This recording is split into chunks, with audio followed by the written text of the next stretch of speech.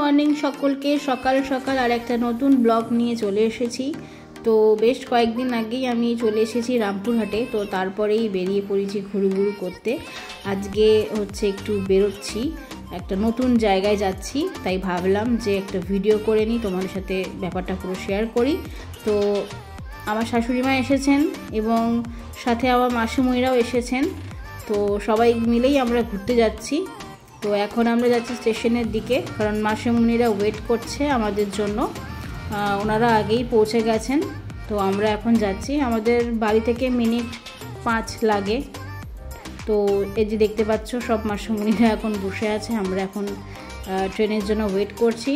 তো ট্রেন আমরা local train ধরে আমরা এখন যাচ্ছি প্রান্তিক। সকালবেলাতে বেরিয়েছিলাম, মনে হয়েছিল যেন খুব ঠান্ডা ঠান্ডা লাগবে, কিন্তু একদমই না, খুব গরমই করছিল। আর আমরা সকলেই কিন্তু সিট পেয়ে গিয়েছিলাম, দেখো। আর আমরা চলে এসেছি এখন প্রান্তিক স্টেশন। তো দেখো এই যে ট্রেনটা দাঁড়িয়ে আছে, এই ট্রেনটাতেই আমরা আসলাম। আর এখন আমরা প্ল্যাটফর্মে দাঁড়িয়ে আছি, এরপর রাস্তাটা আমরা ক্রস করব। তো ট্রেনটা চলে যাওয়াতে না দেখো কীরকম অদ্ভুত লাগছে, বাবা কী যে নিস্তব্ধ, কি বলবো। মানে সন্ধ্যের দিকে, রাতের দিকে মনে হয় একদম, মানে আরও মনে হয় ভয় ভয় লাগবে। তো যাই হোক, চলো আমরা ওই পারে যাই। তো আমরা এখন এই পারেই চলে এসেছি, এবার আমরা বাইরে যাব। বাইরে গিয়ে একটা টোটো বুক করব। আর আমরা যেহেতু 5 জন ছিলাম, তাই আমাদের একটা টোটোতেই কিন্তু সবার হয়ে গেছে। আর বেশ মনোরম লাগলো জায়গাটা, বেশ সুন্দর।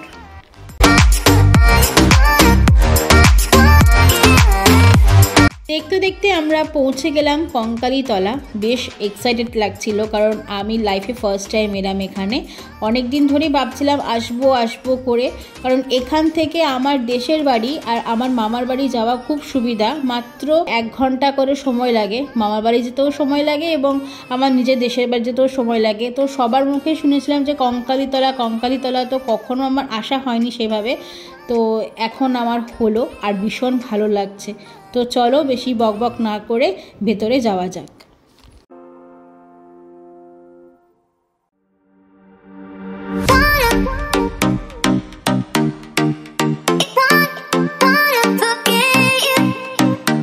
তারপরে আমরা চলে আসলাম মাকে দর্শন করব বলে। তো এখানে কিন্তু কোনো মূর্তি পূজা করা হয় না, পিকচার পুজো করা হয়, এবং পিকচারটা বেশ বড় সড়ো। আর এখন তো পুরোপুরি ফাঁকা ছিল, তাই জন্যই বেশ সুন্দরভাবে কিন্তু মাকে দর্শন করতে পেরেছি, আর খুব সুন্দরভাবে কিন্তু ভিডিওটা করতে পেরেছি। একটু পরে যে পরিমাণে ভিড় হয়েছিল, দাঁড়ানোর কোনো রকম উপায় ছিল না। আর সত্যি মাকে দর্শন করে মনটা অনেকটা শান্তি হলো। আর তোমরা এই জায়গাটা কিন্তু অনেকক্ষণ বসতেও পারবে, এবং এখানে বসে থেকেও কিন্তু মাকে দর্শন করতে পারবে। এখান থেকে তোমরা ভোগ সংগ্রহ করতে পারো। খাওয়া হবে 12:30টার সময়। কত করে? 60 রুপিস। আচ্ছা, তোমরা তো পুরোটাই শুনে নিলে, আমাকে আর নিশ্চয়ই বলতে হবে না। তো জায়গাটা কিন্তু ভীষণ সুন্দর। এখানে তোমরা কিন্তু এসে মানে একটা দিন গোটা এই মন্দিরেই বসে কাটিয়ে দিতে পারবে, এত ভালো লাগবে যে বলার মতো না। এরপরে আমরা আরও পেছনের দিকটাও যাব, তখন তোমাদেরকে আরও ভালো করে দেখাবো যে জায়গাটা কতটা বড় আর কতটা সুন্দর। একবার কিন্তু এখানে ঘুরে আসাই যায়, কি বলো? চলো এবার পেছন দিকটা ঘুরে আসা যাক। দেখো মাসিমণিরা কিন্তু অলরেডি এগিয়ে গেছে অনেকটাই। এখন আমি পিছন যাব আর তোমাদের সঙ্গে পুরোটা শেয়ার করব। দেখতেই পাচ্ছ জায়গাটা অনেকটা বড়, ভীষণ বড়, মানে এত সুন্দর লেগেছে না আমার জায়গাটা। আমি ভেবেছি আরও একবার যাব, আর যখন যাব তখন তোমাদেরকে সঙ্গে নিয়ে যাব, কি বলো? জায়গাটা সত্যি ভীষণ সুন্দর, আমার তো খুব ভালো লেগেছে। আমি তো মাঝেই ঠিক করে নিয়েছি আসবো। দেখো কি সুন্দর খোলামেলা, কি সুন্দর রৌদ্র ঝলমলে, আর এরকম একটা সুন্দর ওয়েদারে কিন্তু আইসক্রিম না হলে চলে না। তো এই জন্য একটা আইসক্রিম খেয়ে নিলাম। জানি তখন আমার প্রচণ্ড পরিমাণে শরীরটা খারাপ ছিল, জ্বর ছিল, সর্দি কাশি ছিল, তাও আমি কিন্তু আইসক্রিমটা ছাড়িনি। আর এইটা হচ্ছে রান্না করার জায়গা, এখানে রান্না করা হয়। আর তারপরে হচ্ছে ওই দিকে দূরে আরেকটা জায়গা আছে যেখানে ভোগ বিতরণ করা হয় এই জায়গাটাতে। মানে যারা ওখানে ভোগ খেতে চান তো ওইখানে বসিয়ে আর কি খাওয়া দাওয়াটা হয়। আর জায়গাটা দেখো কতটা সুন্দর, এত ভালো লেগেছে না জায়গাটা, কি বলবো তোমাদেরকে।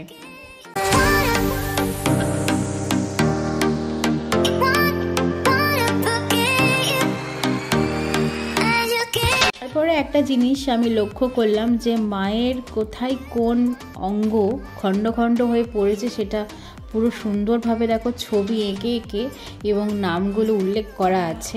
এই জিনিসটা আমার ভারী সুন্দর লেগেছে, মানে যেই নামগুলো আমার অজানা ছিল সেই নামগুলো আমি জেনে নিলাম।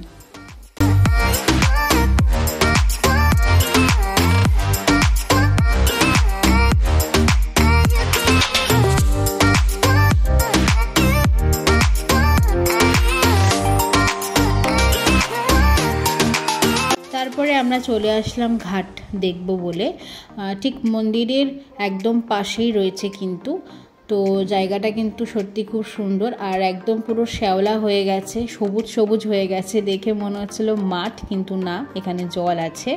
তো সেই জলটা আমরা একটু মাথায় ঠেকিয়ে নিলাম এবং তারপরে চলে আসলাম পেছন দিকে। এখানে হচ্ছিল সন্ধ্যার ওই গঙ্গা আরতি হয়, সেই জায়গাটা আমরা দেখব বলে। এই জায়গাটাতে কিন্তু গঙ্গা আরতি হয়, সেই জায়গাটা আরও সুন্দর করে দিচ্ছে, মানে একদম পাথর বসিয়ে জিনিসটাকে আরও সুন্দর করা হচ্ছে। এবারে আমরা আরেকটু হাঁটতে থাকলাম, হাঁটতে হাঁটতে দেখো আমাদের সামনেই হচ্ছে এই মন্দির কঙ্কালীতলা, আর তার ঠিক পেছন দিকে হচ্ছে একটা খুব সুন্দর জায়গা আছে, একটা বাগান বলতে পারো, বাগান টাইপেরই বলতে পারো, ভীষণ সুন্দর একটা জায়গা। এর ভেতরে তোমরা ঢুকতে পারবে এবং এখানে নানান রকমের গাছ আছে, ফুলের গাছ আছে, ফলের গাছ আছে এবং বসার জায়গাও আছে, খুব সুন্দর সুন্দর দোলনা আছে। বাচ্চাদের কিন্তু ভীষণ ভালো লাগবে এরকম একটা জায়গা, শুধু বাচ্চাদের নয় বড়দেরও কিন্তু খুব ভালো লাগবে। তাই যখনই তোমরা কঙ্কালীতলা আসবে একবার হলেও কিন্তু পেছন দিকটা ঘুরে যেও। আর এখানে ঢুকতে গেলে প্রথমে নাকি 10 টাকা করে টিকিট লাগছিল, কিন্তু এখন নাকি আর টিকিটটা লাগে না, এখন এমনি ঢোকা যায়, হয়তো পরে আবার চালু করতে পারে। আমরা যখন গিয়েছিলাম তখন কিন্তু কোনো রকম টিকিট লাগেনি, বিনামূল্যেই ঢুকেছিলাম। আর এই যে দেখো কি সুন্দর দোলনা চড়ছে সবাই, দেখতেই পাচ্ছ জায়গাটা ভীষণ সুন্দর, তোমরা কিন্তু একবার হলেও এখানটা ঘুরে যেও।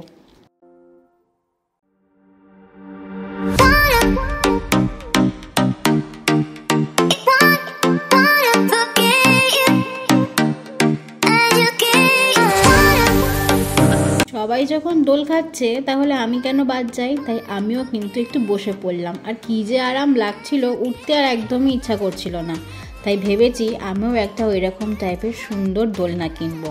তারপরে আশপাশটা খুব একটু ভালো করে ঘুরলাম, বেশ জায়গাটা কিন্তু মনোরম, বেশ সুন্দর, মনটা কিন্তু অনেকটা হালকা হয়ে যাবে।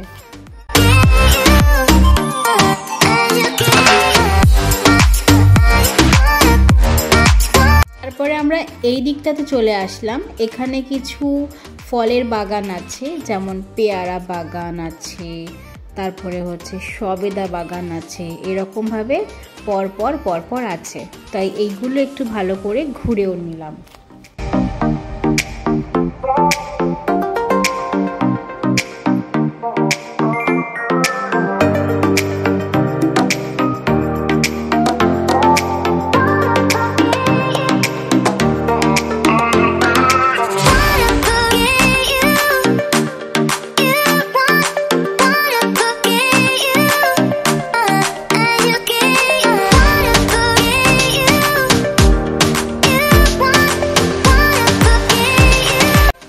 দেখা কমপ্লিট, এখন আমরা বাইরে চলে এসেছি। আর এই দেখো ফুলটা আমি কোথায় গুজেছি, কানের একদম পাশে। আমার খুব ভালো লাগে এরকমভাবে ফুল কানের পাশে গুজতে।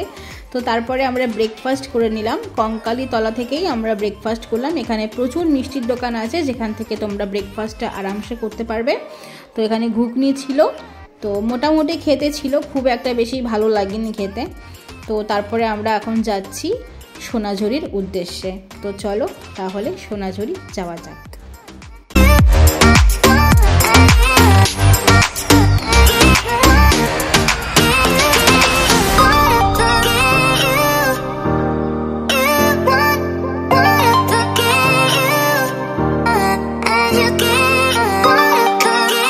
চলে আসলাম সোনাঝুরি।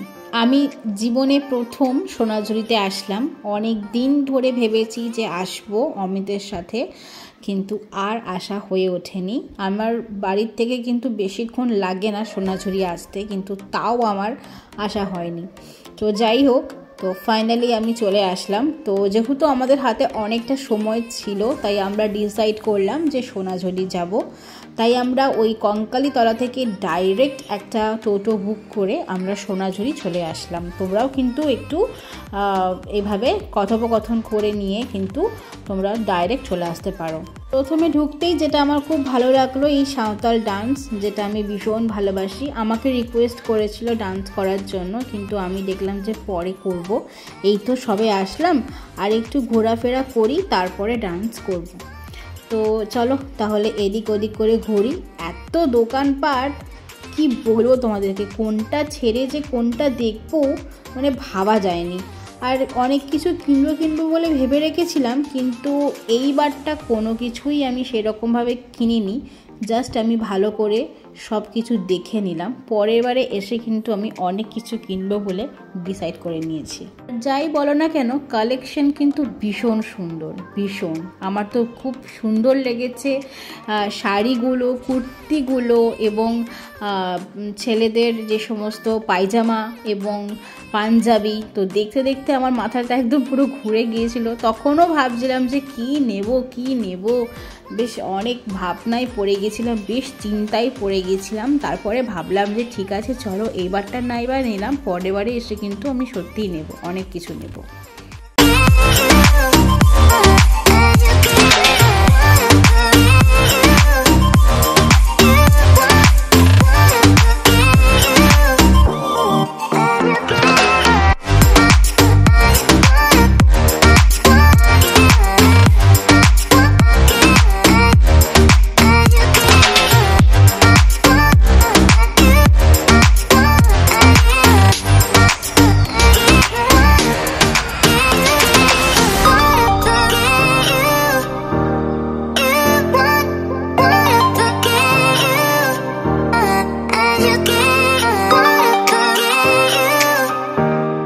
মোটামুটি কিন্তু আজকে দিনের জন্য ঘোরা আমাদের শেষ। একদিনে দুখানা ট্যুর হলো, প্রথমে কঙ্কালীতলা এবং তারপরে সোনাঝুরি। দারুণ লাগলো, দারুণ। সবাই মিলে একসঙ্গে আসতে পেরেছি এবং আমাদের এখন ট্রেনের টাইমও হয়ে গেছে, তো সেই জন্য আমাদেরকে তাড়াতাড়ি চলে যেতে হবে। এবং যাওয়ার আগে আমাদের ওখানেই আমরা লাঞ্চটা সেরে নিয়েছিলাম। সোনাঝুরি থেকে বেরিয়েই ওখানে প্রচুর হোটেল আছে, যেখান থেকে আমরা লাঞ্চটা করে নিয়ে আমরা এখন ট্রেনের জন্য বসে আছি। তো কেমন লাগলো তোমাদের এই ছোট্ট ট্যুর, অবশ্যই কিন্তু কমেন্ট করে জানিও। আর আজকের মতো তাহলে আসি, আবার দেখা হচ্ছে তোমাদের সাথে নতুন আরেকটি ব্লগ নিয়ে।